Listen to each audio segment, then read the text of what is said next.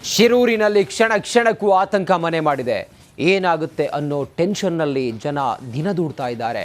ಕೇರಳ ಮೂಲದ ಲಾರಿ ಚಾಲಕ ಅರ್ಜುನನ ರಕ್ಷಣೆಗೆ ಆರ್ಮಿ ಎಂಟ್ರಿ ಕೊಟ್ಟಿದೆ. ಮೃತರ ಕುಟುಂಬಗಳಿಗೆ ಸಿಎಂ ಸಿದ್ದರಾಮಯ್ಯ ತಲಾ 5 ಲಕ್ಷ ರೂಪಾಯಿ ಪರಿಹಾರವನ್ನು ಘೋಷಿಸಿದ್ದಾರೆ.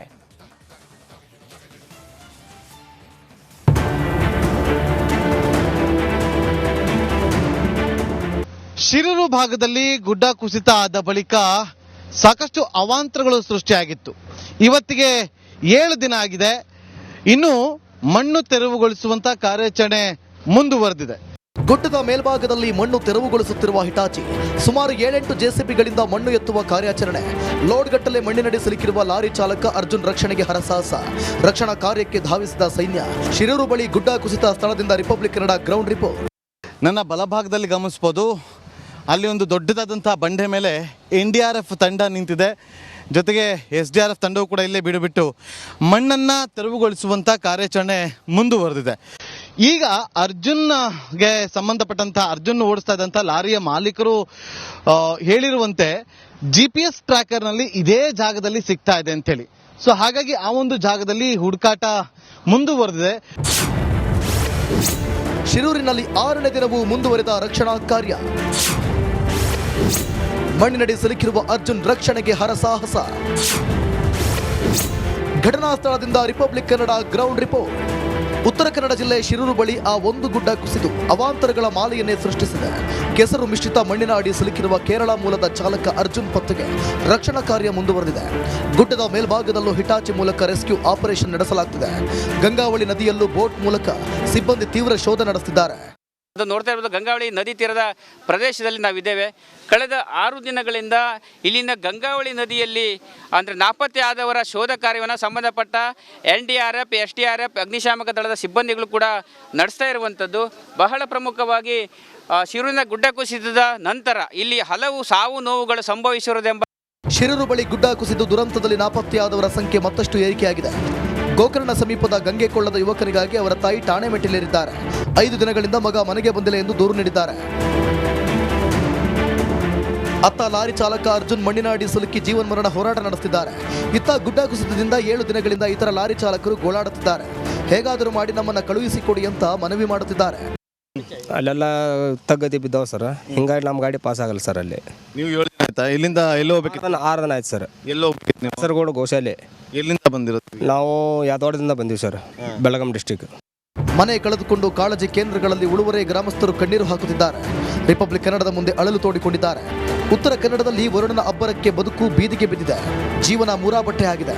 ವರುಣ ದೇವನಿಗೆ ಜನರು ಹಿಡಿಶಾಪ ಹಾಕುತ್ತಿದ್ದಾರೆ.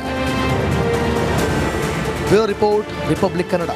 ಶಿರೂರಿನಲ್ಲಿ ನಡೀತಾ ಇರುವ ಮಿಂಚಿನ ಕಾರ್ಯಾಚರಣೆಯಲ್ಲೂ ಕೂಡ ಪಾಲಿಟಿಕ್ಸ್ ಜೋರಾಗಿದೆ. ಶಿರೂರಿಗೆ HDK ಭೇಟಿ ಕೊಟ್ಟ ಬೆನ್ನಲ್ಲೇ ನಾಯಕರ ದಂಡೇ ಹರಿದು ಬರ್ತಾ ಇದೆ. ಯಾರ್ಯಾರು ಶಿರೂರಿಗೆ ಭೇಟಿ ಕೊಟ್ಟರು, ಹೆಂಗೆ ಪೊಲಿಟಿಕ್ಸ್ ನಡೀತಾ ಇದೆ ಅನ್ನೋದಕ್ಕೆ ಸಂಬಂಧಪಟ್ಟ ಹಾಗೆ ಒಂದು ವರದಿ ಇಲ್ಲಿದೆ ನೋಡಿ.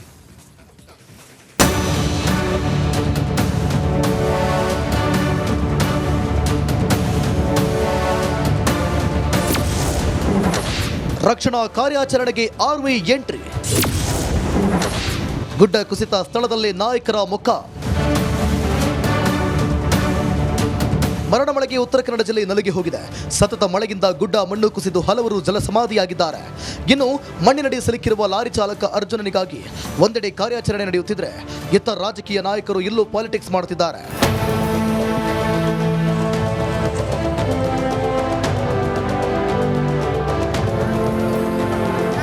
ಮಳೆ ದುರಂತದಲ್ಲೂ ನಾಯಕರು ರಾಜಕೀಯ ಮಾಡುತ್ತಿದ್ದಾರೆ. ಶಿರೂರು ಗುಡ್ಡ ಕುಸಿದ ಜಾಗಕ್ಕೆ ಜನಪ್ರತಿನಿಧಿಗಳು ಒಬ್ಬರಾದ ಮೇಲೆ ಒಬ್ಬರು ದೌಡಾಯಿಸಿದ್ದಾರೆ. ಕೇಂದ್ರ ಸಚಿವ ಕುಮಾರಸ್ವಾಮಿ ಭೇಟಿ ಬೆನ್ನಲ್ಲೇ ಸಿಎಂ ಸಿದ್ದರಾಮಯ್ಯ, ಕೃಷ್ಣ ಬೈರೇಗೌಡ, ವಿಜೇಂದ್ರ ಸೇರಿ ಹಲವು ನಾಯಕರು ಭೇಟಿ ನೀಡಿ ಸ್ಥಳ ಪರಿಶೀಲನೆ ನಡೆಸಿದ್ದಾರೆ. ಇವತ್ತು ರೆಸ್ಕ್ಯೂ ಆಪರೇಷನ್ಗೆ SDRFನಿಂದ 44 ಜನ ಮತ್ತು NDRFನಿಂದ 24 ಜನ ಮತ್ತು ಇವತ್ತು ಮಿಲಿಟರಿಯಿಂದಲೂ ಕೂಡ ಬಂದಿದ್ದಾರೆ. 44 ಜನ ಮಿಲಿಟರಿಯವರು ಕೂಡ ಬಂದಿದ್ದಾರೆ. ಅವತ್ತಿನಿಂದ ಇವತ್ತಿನವರಿಗೆ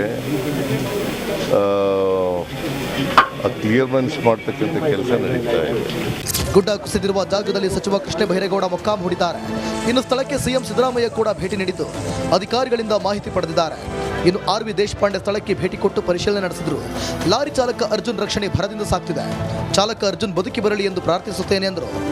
ಪಾಪ ಬದುಕಿದ್ರೆ ಅವ್ರು ಉಳಿಸ್ಬೇಕಲ್ಲ, ಹಾಗಾಗಿ ನೇರವಾಗಿ ಬಾಡಿ ಎಲ್ಲೇ ಇದೆ ಅಂತ ಅವ್ರು ಏನು ಸರಿಯಾಗಿ ಹೇಳಿದರೆ ತಕ್ಷಣ ಅಧಿಕಾರಿಗಳು ಕ್ರಮ ತಗೊಳ್ಳೋ ಸಾಧ್ಯತೆ. ಈಗ ಸುಮ್ಮನೆ ಮತ್ತು ಅವ್ರು ನೋಡಿ ಈಗ ಹೇಳ್ತಾ ಇದ್ದಾರೆ, ಅವ್ರು ಎಲ್ಲೇ ಹೇಳಿದ್ರು ಅಲ್ಲೇ ನಮ್ಮ ಅವ್ರ GPS ಮುಖಾಂತರ ನಮ್ಮ ಅಧಿಕಾರಿಗಳು ಕೆಲಸ ಮಾಡ್ತಾ ಇದ್ದಾರೆ ಅಂತ. ಇನ್ನು ಶಿರೂರು ಗುಡ್ಡದಲ್ಲೇ ಬೀಡು ಬಿಟ್ಟಿರುವ ಕೇರಳ ಶಾಸಕ ಅಶ್ರಫ್ ಮೊಕ್ಕಾಂ ಕಾರ್ಯಾಚರಣೆಯ ಕ್ಷಣದ ಮಾಹಿತಿ ರವಾನೆ ಮಾಡುತ್ತಿದ್ದಾರೆ. ಕರ್ನಾಟಕ ಸರ್ಕಾರ ಚುರುಕಿನಿಂದ ಕೆಲಸ ಮಾಡುತ್ತಿದೆ. ಮಣ್ಣಿನಡಿ ಸಿಲುಕಿರುವ ಅರ್ಜುನ್ ಬದುಕಿ ಬರಲಿ ಎಂದು ರಿಪಬ್ಲಿಕ್ ಕನ್ನಡಕ್ಕೆ ಹೇಳಿದ್ದಾರೆ. ನಿಜಕ್ಕೂ ನಮ್ಮೆಲ್ಲರ ಪ್ರೇಯರ್ ಏನಂತ ಹೇಳಿದರೆ ಅರ್ಜುನ್ ಅವರು ಜೀವಂತವಾಗಿ ತಿರುಗಿ ಬರಬೇಕು. ಆ ಒಂದು ವಿಶ್ವಾಸ ಇದೆ, ದೇವರ ಕೈ ಬಿಡಲ್ಲ ಅಂತ ಒಂದು ವಿಶ್ವಾಸ. ಶಿರೂರು ಗುಡ್ಡ ಕುಸಿದ ಜಾಗಕ್ಕೆ ಬಿಜೆಪಿ ರಾಜ್ಯಾಧ್ಯಕ್ಷ BY ವಿಜೇಂದ್ರ ಕೂಡ ಭೇಟಿ ಕೊಟ್ಟರು. ಅಧಿಕಾರಿಗಳ ಜೊತೆ ಚರ್ಚೆ ನಡೆಸಿದರು.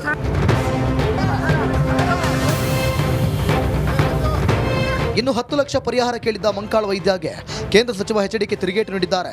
ಅವರು ಕೇಳಿದಷ್ಟು ಪರಿಹಾರ ನೀಡಲು ಸಾಧ್ಯವಿಲ್ಲ ಎಂದಿದ್ದಾರೆ. 10 ಲಕ್ಷ ಕೊಟ್ಟಿದ್ದು ನಾವು ಎಲ್ಲೂ ಕೇಳೇ ಇಲ್ಲ, ನಾವು ಮನೆ ಬಿದ್ದೋದಂಥವ್ರಿಗೆ ಅಂತ ಅಂದ್ಬಿಟ್ಟು ನೆನ್ನೆ ಒಂದು ಹೇಳಿಕೆ ಕೊಟ್ಟಿದ್ದಾರೆ.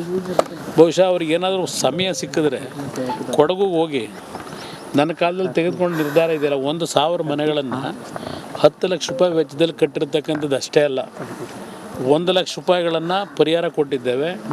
ಅದಕ್ಕೆ ಅದ್ರ ಜೊತೆಗೆ 50,000 ರೂಪಾಯಿ ಅವರಿಗೆ ಪದಾರ್ಥಗಳೇನು ವಸ್ತುಗಳು ನಾಶ ಆಗಿತ್ತು ಅದಕ್ಕೆ ಪರಿಹಾರ ಕೊಟ್ಟಿದ್ದೇವೆ. ಇವತ್ತು ನನ್ನ ಕಣ್ಣು ಮುಂದೆ ಇವತ್ತು ಅವ್ರ ಪಾಪ ಗೊತ್ತಿಲ್ಲದೆ ಹೋಗಿ ನೋಡ್ಕೊಂಬರ್ಬೇಕು, ಸಾಧ್ಯವೇ ಇಲ್ಲ ಕೊಡಲಿಕ್ಕೆ. ಯಾರು ಕೊಟ್ಟಿದ್ದಾರೆ ಅಂತ ನೆನ್ನೆ ಹೇಳಿಕೆ ಕೊಟ್ಟಿದ್ದಾರೆ. ಒಂದು ಕಡೆ ನಾಯಕರು ಸಾಲು ಸಾಲಾಗಿ ಭೇಟಿ ಕೊಡ್ತಿದ್ದಾರೆ. ಇದರ ಮಧ್ಯೆ ಉಳುವರೆ ಗ್ರಾಮಸ್ಥರ ಕಣ್ಣೀರನ್ನ ಕೇಳೋರೇ ಇಲ್ಲದಂತಾಗಿದೆ. ಯಾಕಂದ್ರೆ ಕಳೆದ 7 ದಿನದಿಂದ ಕಾಳಜಿ ಕೇಂದ್ರದಲ್ಲಿ ಗ್ರಾಮಸ್ಥರು ನರಳುವಂತಾಗಿದೆ. ಇದಕ್ಕೆಲ್ಲ ಸರ್ಕಾರ ಯಾವಾಗ ಪರಿಹಾರ ಒದಗಿಸುತ್ತೋ, ಜನರ ನೋವು ಇನ್ಯಾವಾಗ ನೀಗುತ್ತೋ ಏನೋ. Bureau report, Republic Kannada. ಹಾಸನದಲ್ಲಿ ಈ ಬಾರಿ ಸುರಿದ ಭಾರೀ ಮಳೆಗೆ ಶಿರಾಡಿ ಘಾಟ್ ನಲುಗಿ ಹೋಗಿದೆ. ಹಲವೆಡೆ ಗುಡ್ಡ ಕುಸಿತ ಆಗ್ತಾ ಇದೆ. ಕೇಂದ್ರ ಸಚಿವ ಕುಮಾರಸ್ವಾಮಿ, ವಿಪಕ್ಷ ನಾಯಕ ಆರ್ ಅಶೋಕ್ ಪ್ರವಾಸ ಮಾಡಿ ನೆರೆಹಾನಿ ಪ್ರದೇಶವನ್ನು ಪರಿಶೀಲನೆ ಮಾಡಿದ್ದಾರೆ. ಹಾಸನ ಜಿಲ್ಲೆಯಲ್ಲಿ ಮರಣ ಮಳೆ. ನೆರೆಪೀಡಿತ ಪ್ರದೇಶಗಳಿಗೆ HDK ಭೇಟಿ. ಹಾಸನ ಜಿಲ್ಲೆಯಲ್ಲಿ ವರುಣ ಅಬ್ಬರಿಸಿ ಬೊಬ್ಬಿರಿಯುತ್ತಿದ್ದಾನೆ. ಮರಣ ಮಳೆಗೆ ಅವಾಂತರಗಳ ಸರಮಾಲೆ ಸೃಷ್ಟಿಸುತ್ತಿದ್ದಾನೆ. ನೆರೆಪೀಡಿತ ಪ್ರದೇಶಗಳಿಗೆ ಕೇಂದ್ರ ಸಚಿವ HD ಕುಮಾರಸ್ವಾಮಿ ಭೇಟಿ ನೀಡಿ ಪರಿಶೀಲಿಸಿದ್ರು.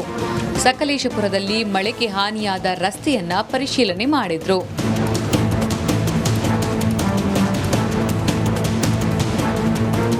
ರಾಜ್ಯ ರಾಜಧಾನಿ ಹಾಗೂ ಕರಾವಳಿ ಸಂಪರ್ಕದ ಕೊಂಡಿಯಾಗಿರುವ ಶಿರಾಡಿ ಘಾಟ್ ರಸ್ತೆ ವೀಕ್ಷಿಸಿದ ನಂತರ ರಸ್ತೆ ಕಾಮಗಾರಿಯಲ್ಲಿ ಕಳಪೆ ಮತ್ತು ತಾಂತ್ರಿಕತೆಯಲ್ಲೂ ದೋಷ ಇರುವುದನ್ನು ಸೂಕ್ಷ್ಮವಾಗಿ ಗಮನಿಸಿದ್ದೇನೆ ಅಂತ ಹೇಳಿದ್ರು.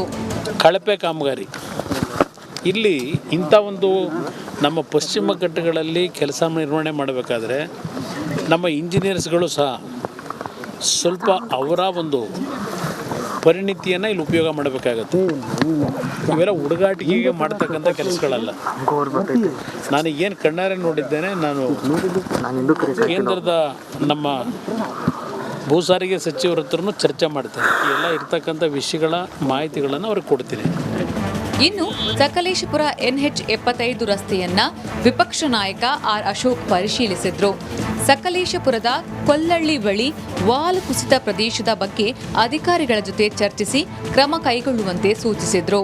ಒಟ್ಟಾರೆ ರಾಜ್ಯದಲ್ಲಿ ಬಹಳಷ್ಟು ಈ ಸರಿ ಮಳೆ ಬಂದು ಅನಾಹುತಗಳಾಗಿದೆ, ಬಹಳಷ್ಟು ಜನ ಸತ್ತಿದ್ದಾರೆ.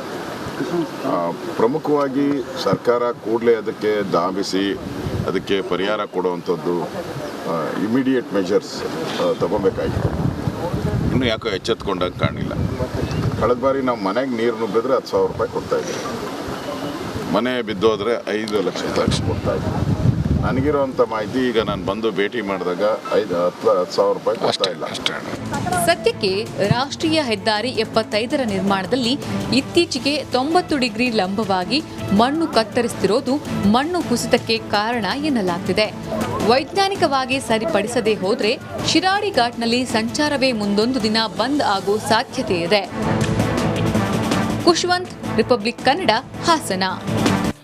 ರಾಜ್ಯಾದ್ಯಂತ ಮಳೆರಾಯ ಅಬ್ಬರಿಸಿ ಬೊಬ್ಬಿರಿಯುತ್ತಿದ್ದಾನೆ. ಮಳೆಯ ರೌದ್ರ ನರ್ತನಕ್ಕೆ ಜೀವಗಳು ಬಲಿಯಾಗ್ತಾ ಇದ್ದು ಜನ ಜಾನುವಾರು ತತ್ತರಿಸಿ ಹೋಗಿವೆ. ವರುಣ ದೇವ ಎಲ್ಲೆಲ್ಲಿ ಅಬ್ಬರಿಸಿದ್ದಾನೆ ಗೊತ್ತಾ? ಏನೇನಾಗಿದೆ ಗೊತ್ತಾ? ಇದರ ಕಂಪ್ಲೀಟ್ ರಿಪೋರ್ಟ್ ಇಲ್ಲಿದೆ ನೋಡಿ.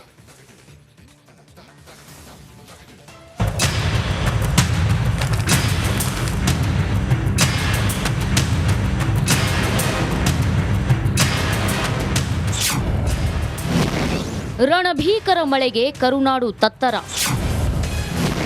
ಅಲ್ಲಲ್ಲಿ ಭೂಕುಸಿತ, ಜನಜೀವನ ಅಸ್ತವ್ಯಸ್ತ. ಮಳೆರಾಯನ ಅಬ್ಬರಕ್ಕೆ ಕರುನಾಡು ಕಂಗಾಲಾಗಿದೆ. ನಿರಂತರವಾಗಿ ಸುರಿಯುತ್ತಿರೋ ಮಳೆಗೆ ಕರಾವಳಿ ಭಾಗದಲ್ಲಿ ಭೂಕುಸಿತ ಹೆಚ್ಚಾಗಿವೆ.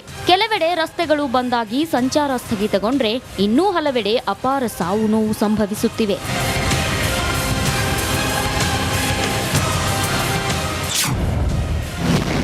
ಸೇತುವೆ ಮುಳುಗಡೆ, ಸಂಪರ್ಕ ಕಡಿತ.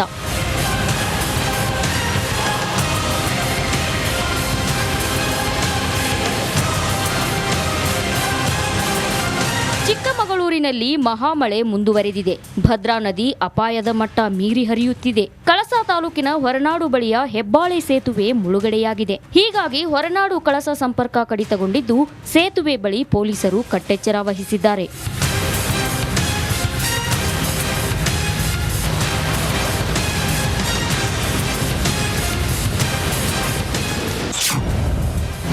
ಡ್ರೋನ್ನಲ್ಲಿ ಭೂಕುಸಿತದ ದೃಶ್ಯ. ಕುಮಟಾ ಸಿದ್ದಾಪುರ ರಸ್ತೆಯ ಭೂಕುಸಿತ ದೃಶ್ಯ ಡ್ರೋನ್ ಕ್ಯಾಮೆರಾದಲ್ಲಿ ಸೆರೆಯಾಗಿದೆ. ಕುಮಟಾ ಸಿದ್ದಾಪುರ ರಸ್ತೆಯ ಉಳ್ಳೂರು ಮಠ ಸಮೀಪ ಗುಡ್ಡ ಕುಸಿದಿದೆ. ರಸ್ತೆ ಮೇಲೆ ಸುಮಾರು 50 ಮೀಟರ್ ವ್ಯಾಪ್ತಿಯಲ್ಲಿ ಮರ ಬಿದ್ದಿದೆ.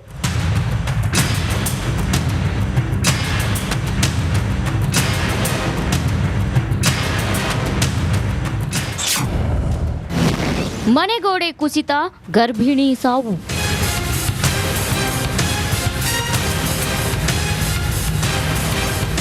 ಮೈಸೂರು ಜಿಲ್ಲೆಯಲ್ಲಿ ನಿರಂತರ ಮಳೆ ಹಿನ್ನೆಲೆ ಪಿರಿಯಾಪಟ್ಟಣದ ಕಗ್ಗುಂಡಿ ಗ್ರಾಮದಲ್ಲಿ ಮನೆಗೋಡೆ ಕುಸಿದು ಗರ್ಭಿಣಿ ಸಾವನ್ನಪ್ಪಿದ್ದಾರೆ. ಗ್ರಾಮಕ್ಕೆ ಸಚಿವ ಕೆ ವೆಂಕಟೇಶ್, ಕೆಪಿಸಿಸಿ ವಕ್ತಾರ ಎಂ ಲಕ್ಷ್ಮಣ್ ಭೇಟಿ ನೀಡಿ 5 ಲಕ್ಷ ಪರಿಹಾರದ ಚೆಕ್ ವಿತರಿಸಿದ್ದಾರೆ. ವರುಣಾರ್ಭಟಕ್ಕೆ ಮೊದಲ ಬಲಿ. ವರುಣಾರ್ಭಟಕ್ಕೆ ಬೆಳಗಾವಿಯಲ್ಲಿ ಮೊದಲ ಬಲಿಯಾಗಿದೆ. ಬೆಳಗಾವಿ ಜಿಲ್ಲೆಯ ನಿಪ್ಪಾಣಿ ತಾಲೂಕಿನ ಜಟ್ರಾ ಸ್ಪೇಸ್ ಗ್ರಾಮದಲ್ಲಿ ಮನೆ ಕುಸಿದಿದ್ದು ತಿರುಪತಿ ರಾಜಾರಾಮ್ ವಾಟ್ಕರ್ ಸಾವನ್ನಪ್ಪಿದ್ದಾರೆ. ರಾಜ್ಯಾದ್ಯಂತ ಮಳೆರಾಯ ಸೃಷ್ಟಿಸಿದ ಅವಾಂತರ ಒಂದೆರಡಲ್ಲ. ಭೀಕರ ಮಳೆಗೆ ಜನ ತತ್ತರಿಸಿದ್ದು ಮಳೆ ಅಬ್ಬರ ಸಾಕಪ್ಪ ಅಂತ ಗೋಳಾಡ್ತಿದ್ದಾರೆ. Bureau report, Republic Kannada.